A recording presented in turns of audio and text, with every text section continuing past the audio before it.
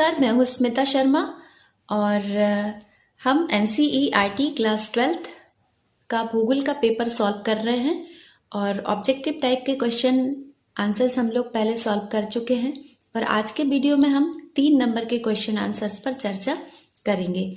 ठीक है, तो हमें ध्यान रखना है कि शब्द सीमा हमारी 75 से 100 शब्दों के बीच में होना चाहिए। साथ में ही हमारा प्रेजेंटेशन भी अट्रैक्टिव होना चाहिए ताकि आपको पूरे मार्क्स मिल सकें। तो मैंने कोशिश की है इस वीडियो की सहायता से कुछ आंसर बताने की ताकि आपको पूरे मार्क्स मिल सके। तो ध्यान रखिएगा, जैसा मैंने इस वीडियो में समझाया है आप वैसे ही आंसर कॉपी में लिख के आएंगे एनुअल एग्जाम में। ठीक है, तो चलिए अब हम अपनी क्लास शुरू करते हैं। चलिए, तो हमारा पहला क्वेश्चन है, नाभिकीय ऊर्जा क्या है? भारत में 2 नाभिकीय ऊर्जा केंद्रों के नाम लिखिए। तो हमारा आंसर है नाभिकीय ऊर्जा। किसी परमाणु के नाभिक से उत्पन्न ऊर्जा को नाभिकीय ऊर्जा कहते हैं। सबसे पहले हम देख लेते हैं परमाणु, भारी परमाणु जैसे यूरेनियम और थोरियम। ठीक है, अब परमाणु जो है, जैसे ये गोल पार्ट है, ये परमाणु है और इसके अंदर जो है वो नाभिक होते हैं। ठीक है, जब इन नाभिकों में विखंडन की प्रक्रिया शुरू हो जाती है अंदर, तो बहुत अधिक ऊर्जा उत्पन्न होती है और इसी ऊर्जा को हम नाभिकीय ऊर्जा कहते हैं।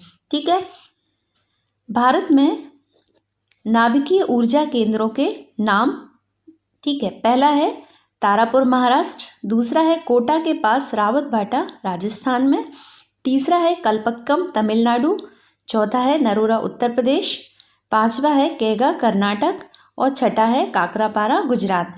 तो हमें कोई भी 2 नाभिकीय ऊर्जा केंद्रों के नाम लिखना है।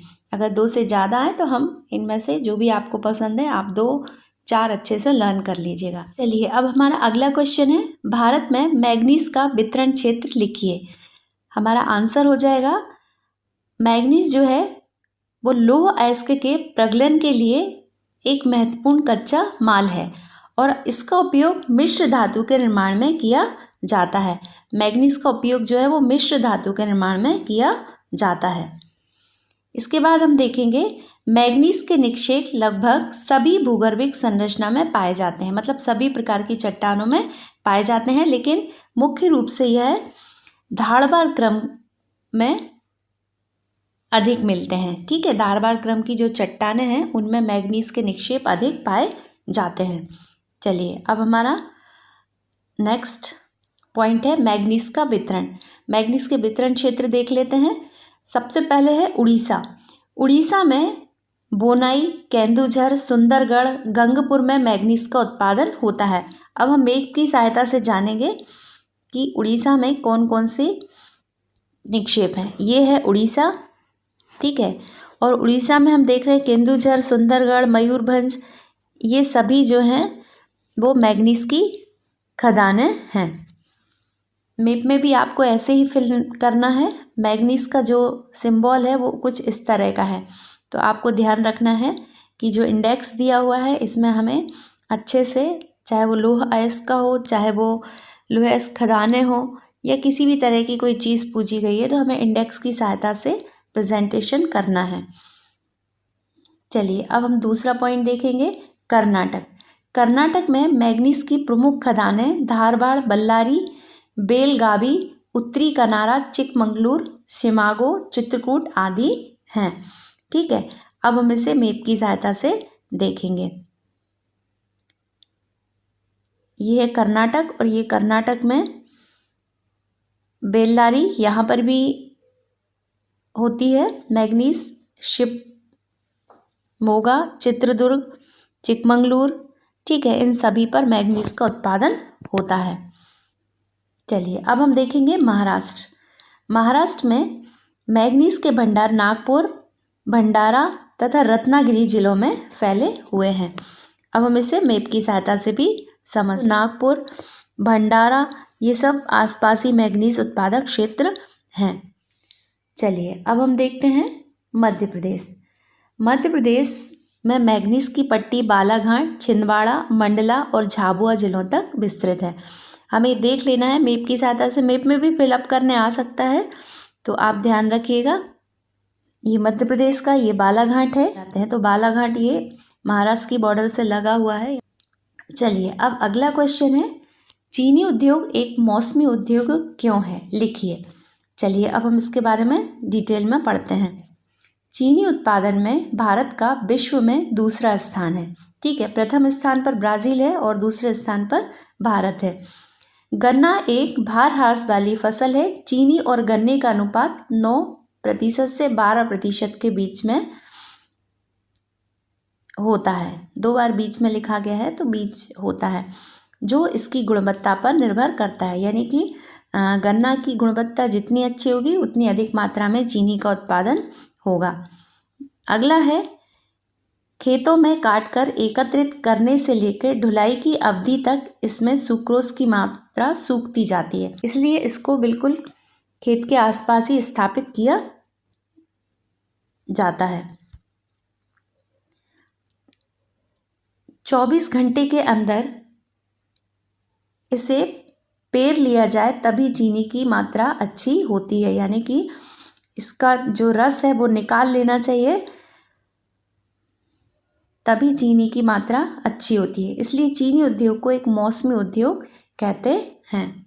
यहाँ पर पेर शब्द है ना, ये हा नहीं है।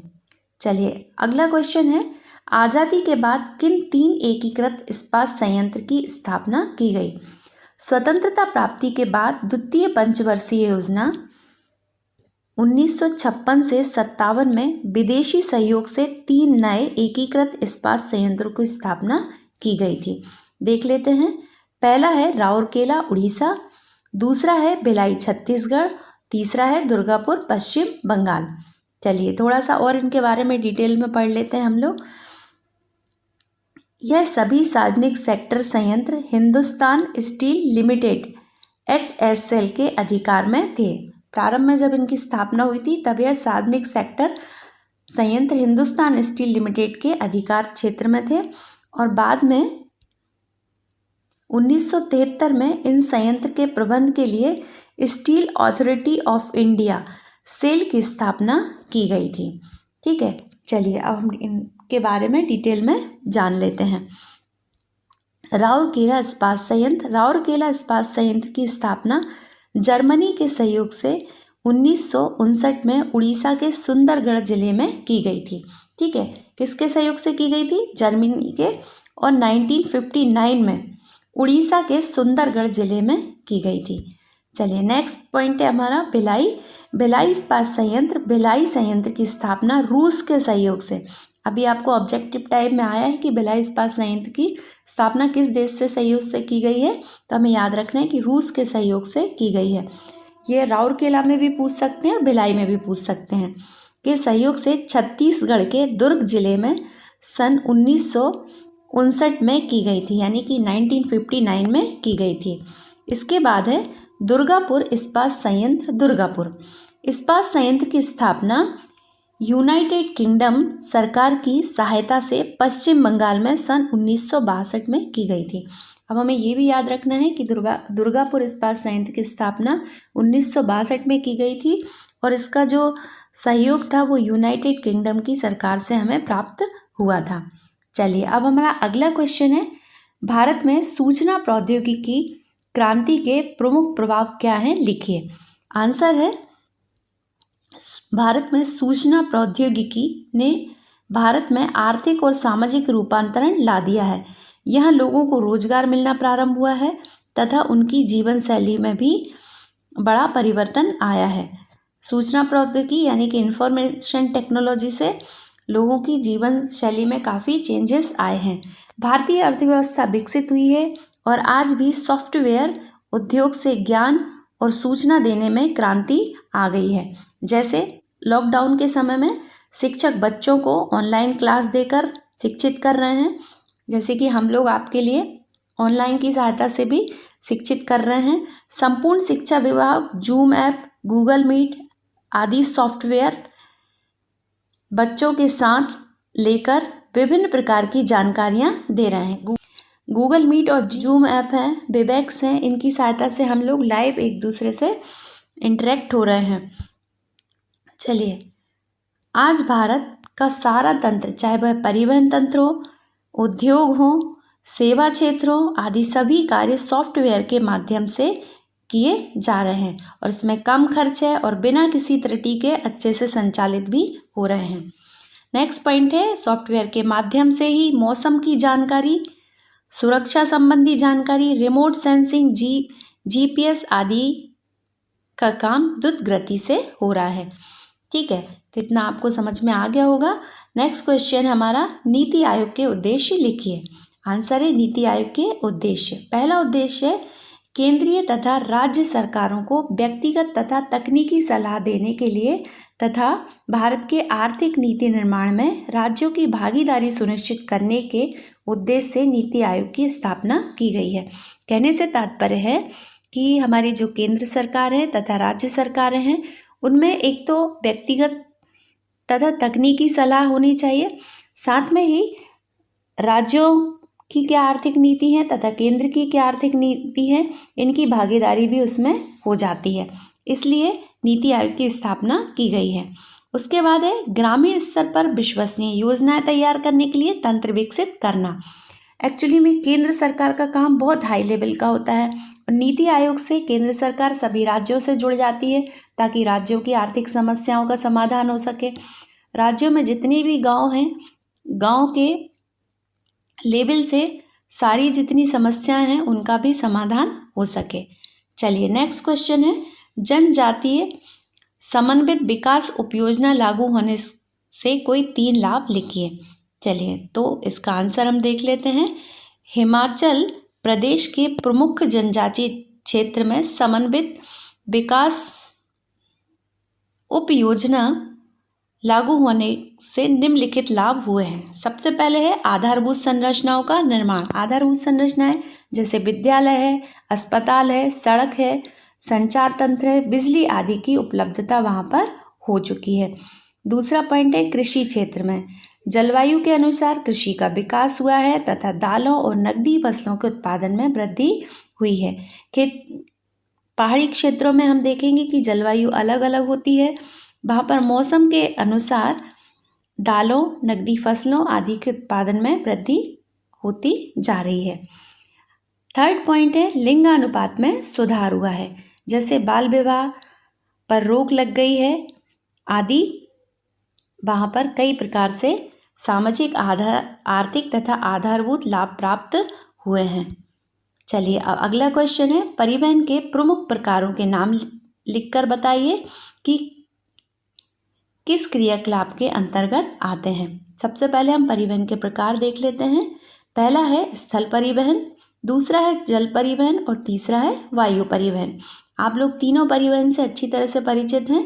अब हमारा नेक्स्ट जो क्वेश्चन उसी में जुड़ा है उसका आंसर है कि परिवहन आर्थिक क्रियाकलापों के तृतीय क्रियाकलाप सेवा क्षेत्र के अंतर्गत आते हैं, जिसमें वस्तुओं व सामान को एक स्थान से दूसरे स्थान को पहुंचाया जाता है।